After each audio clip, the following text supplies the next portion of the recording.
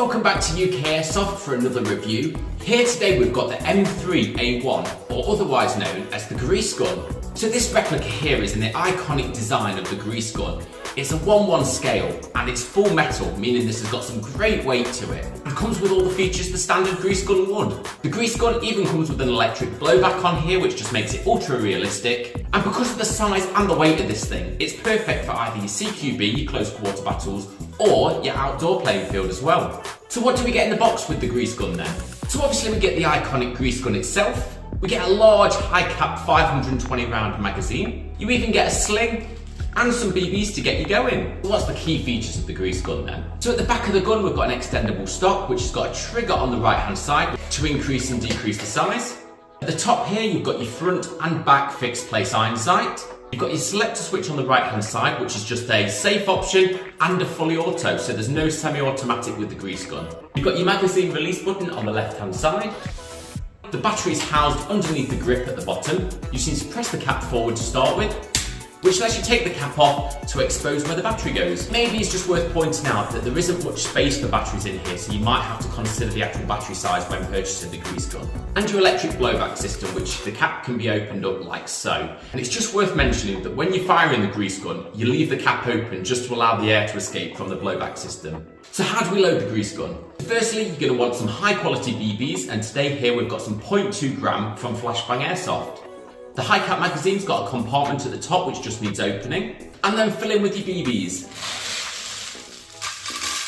The magazine can then be loaded into the gun until you hear it click. And finally we've got a winder underneath the high cap magazine, which you just need to keep winding until you feel some resistance, which will draw the BBs up through the magazine into the chamber of the gun. And then you're more or less good and ready to go.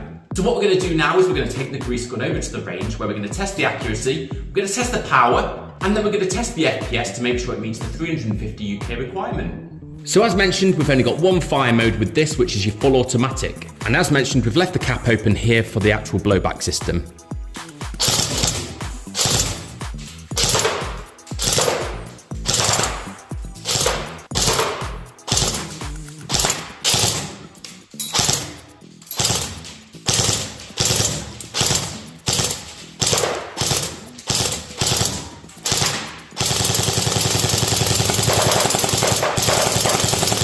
So we're going to test the FPS to make sure it meets the 350 UK requirement.